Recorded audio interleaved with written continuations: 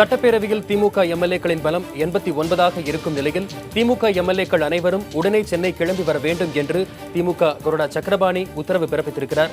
தமிழக அரசியலில் அடுத்தடுத்த நகர்வுகள் பல்வேறு எதிர்பார்ப்புகளை ஏற்படுத்திக் கொண்டிருக்கின்றன. இது பற்றியான முழு விவரங்களை நமது செய்தியாளர் ரமேஷிடம் கேட்கலாம். ரமேஷ், திமுக கொறடா உடைய உத்தரவின் பின்னணி என்ன? முழு விவரம் சொல்லுங்கள்.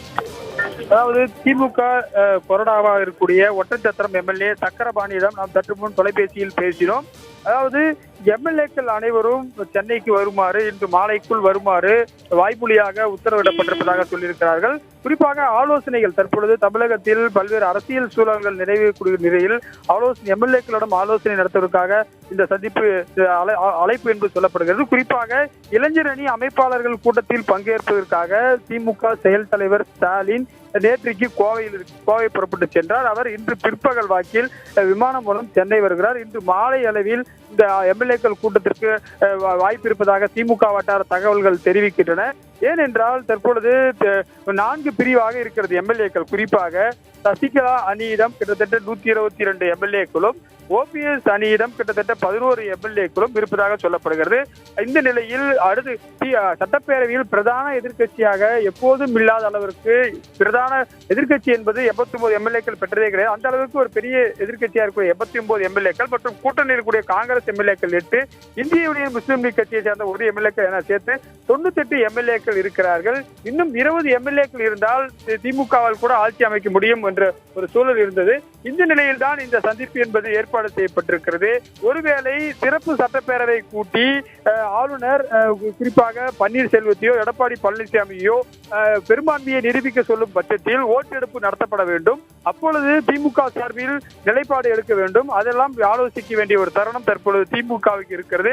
நேற்றைக்கு திமுக உயர்நிலை செயல் கூட்டத்தில் ஒரு முடிவு எடுக்கப்பட்டிருப்பதாக சொல்லப்பட்டது. குறிப்பாக அதற்கு பிறகு செய்தியாளர் சந்தித்த ஸ்டாலின் குறிப்பாக ஓபிஎஸும் சசிகலாவும் குறிப்பாக திமுகவுக்கு எதிரியான அதிமுக தான் என்று சொல்லியிருந்தார். குறிப்பாக பன்னீர்செல்வத்திற்கு நாங்கள் ஆதரவு அளிக்க மாட்டோம் என்று வெளிப்படையாக சொல்லியிருந்த நிலையில் குறிப்பாக எம்எல்ஏக்களிடம் இது குறித்து கருத்து கேட்பதற்கு வாய்ப்பு இருப்பதாக சொல்லப்படுகிறது. ஏனென்றால் 2016 போன வருடம் தான் இவர் எம்எல்ஏக்களாக தேர்ந்தெடுத்தார்கள். இன்னும் 4 ஆண்டு காலத்துக்கு மேலாக எம்எல்ஏக்களுடைய பதவி காலம் இருக்கிறது. இந்த நிலையில் ஒரு நிலையான ஆட்சி வேண்டும் என்பதும் திமுகவுடைய எண்ணமாக இருக்கிறது. தொடர்ந்து அவர்கள் ஆளுநருக்கு வைக்கக்கூடிய கோரிக்கை என்னவென்றால் நிலையான ஆட்சி தமிழகத்தில் ஏற்படுத்த வேண்டும் என்பது அவர்களுடைய கோரிக்கையாக இருக்கிறது. இந்த நிலையில் எம்எல்ஏக்களிடமும் ஆலோசிக்க வேண்டியிருக்கிறது. குறிப்பாக எம்எல்ஏக்கள் சட்டப்பேரவையுடைய எதிர்க்கட்சி துணைத் தலைவராக துரைமுருகன் இருக்கிறார். அதே போல முக்கிய நிர்வாகிகளாக பிச்சாண்டி, சக்கரபாணி உள்ளிட்ட நிர்வாகிகளும் இருக்கிறார்கள். ஏற்கனவே உயர்நிலை கூட்டத்தில் இவர்கள் யாரும் இல்லை.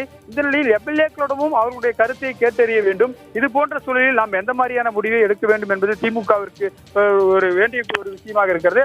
அந்த அடிப்படையில் திமுக எம்எல்ஏக்கள் கூட்டம் இன்றைக்கு நடக்கும் என்று தெரிகிறது. அனைவரும் சென்னை வர உத்தரவிடப்பட்டிருக்கிறது. குறிப்பாக பல்வேறு ஊர்கள் இருக்காங்க. குறிப்பாக கன்னியாகுமரி வரை, குறிப்பாக கன்னியாகுமரி தொகுதியில் கூட 3 திமுக எம்எல்ஏக்கள் இருக்கார். பல்வேறு மாவட்டங்களில், அனைத்து மாவட்டங்களிலும் பரவலாக திமுகவுக்கு எம்எல்ஏக்கள் இருக்கிறார்கள். குறிப்பாக டெல்டா மாவட்டங்கள் என அனைத்தும் அவர்கள் வருவதற்கு முன்கூட்டியே சொன்னால்தான் அவர்கள் வர முடியும். ஒருவேளை சிறப்பு சட்டப்பேரவை கூட்டம் நடத்தினால் அதில் திமுக என்ன நிலைப்பாட்டை எடுக்க வேண்டும் அப்படின்றது குறித்தும் ஆலோசிக்கப்பட இருப்பதாக திமுக வட்டார தகவல் நமக்கு தெரிவிக்கின்றன.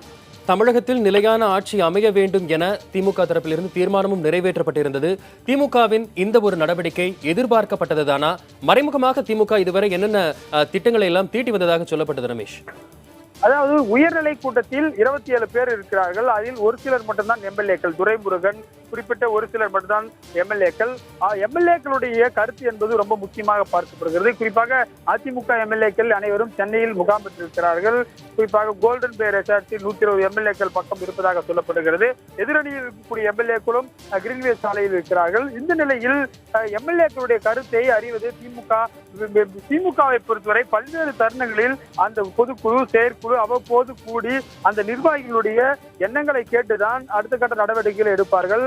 பாத்தீங்கன்னா அதிமுகவும் திமுகவும் நீங்க கம்பேர் பண்ணும்போது திமுகவில் அதிக அளவில் செயற்குழு, பொதுக்குழு, அதே போல முக்கிய உயர்நிலை கூட்டு இது போன்ற எல்லாம் கூட்டங்கள்லாம் நடைபெற்றுதான் முக்கிய நிர்வாகிகளிடம் கேட்டுதான் முக்கியமான ஜனநாயக ரீதியாக பிரச்சனைகளை எழுப்பதாக திமுக சார்பில் தொடர்ந்து சொல்லப்பட்டு வருகிறது. அந்த அடிப்படையில் எம்எல்ஏக்களுடைய கருத்து என்பது ரொம்ப முக்கிய பிரதானமாக பார்க்கப்படுகிறது. 89 எம்எல்ஏக்கள், மூத்த எம்எல்ஏக்கள் பலர் இருக்கிறார்கள். முன்னாள் அமைச்சர்கள் பொன்முடி, ஏவா வேலு உள்ளிட்ட முக்கியமான எம்எல்ஏ மூத்த நிர்வாகிகள், முன்னாள் அமைச்சர்கள் இருப்பதால் அவர்களுடைய கருத்து என்னவாக இருக்கிறது? தற்போது தற்போதைய அரசியல் சூழலில் அவர்களுடைய கருத்து என்னவாக இருக்கிறது என்பதை அறிய வேண்டும் என்று சொல்லப்படுகிறது. நான் ஏற்கனவே குறிப்பிட்டது போல ஹாஃப் த மார்க் 234 எம்எல்ஏக்கள் 118 எம்எல்ஏக்கள் இருந்தால் ஆட்சி அமைக்க முடியும். அந்த அடிப்படையில் இன்னும் திமுகவுக்கு 20 எம்எல்ஏக்கள் தான் இருக்கிறது. ஒருவேளை இரண்டு பக்கமும் சாராத எம்எல்ஏக்கள், குறிப்பாக ஓபிஎஸும் சசிகலாவையும் சாராத எம்எல்ஏக்கள் 20 அதிமுக எம்எல்ஏக்கள் வெளியிலிருந்து ஆதரவு அளிக்கும் பட்சத்தில் திமுகவால் கூட ஆட்சி அமைக்க முடியும். இதை ஆனால் திமுக தலைமை எந்த அளவுக்கு ஏற்றுக்கொள்கிறது என்பதை தெரிய வேண்டும். ஆனால் உயர்நிலை கூட்டத்தில் அது போன்ற முடிவு எடுக்கப்பட்டதாக தெரியவில்லை. இருந்தாலும் எம்எல்ஏக்கள் என்ன நினைக்கிறார்கள்? அவர்கள் தான் மக்களிடம் வாக்குகளை பெற்று வந்திருக்கிறார்கள். குறிப்பாக திமுகவுக்கும் அதிமுகவுக்கும் அந்த ஓட்டு வித்தியாசம் பார்த்தீங்கன்னா கிட்டத்தட்ட 1% தான் இருந்தது. அந்த அளவுக்கு ஒரு கோடிக்கு மேல் வாக்காளர்களை பெற்றக்கூடிய கட்சியாக திமுக இருக்கிறது. அந்த அடிப்படையில் அவர்களுடைய என்ன ஓட்டத்தை தெரிந்து கொள்ள வேண்டும் என்று தலைமை விரும்பியதன் அடிப்படையிலே இது போன்ற ஒரு கூட்டத்திற்கு ஏற்பாடு செய்யப்பட்டிருப்பதாக தெரிய வந்திருக்கிறது. வசந்த், ரமேஷ், அறுதி பெரும்பான்மை தங்களுக்கு தான் இருக்கிறது, அதிகப்படியான எம்எல்ஏக்கள் தங்களைத்தான் ஆதரிக்கிறார்கள் என்று அதிமுகவிலேயே இருமுனை போட்டி நிலவி வந்திருந்தது.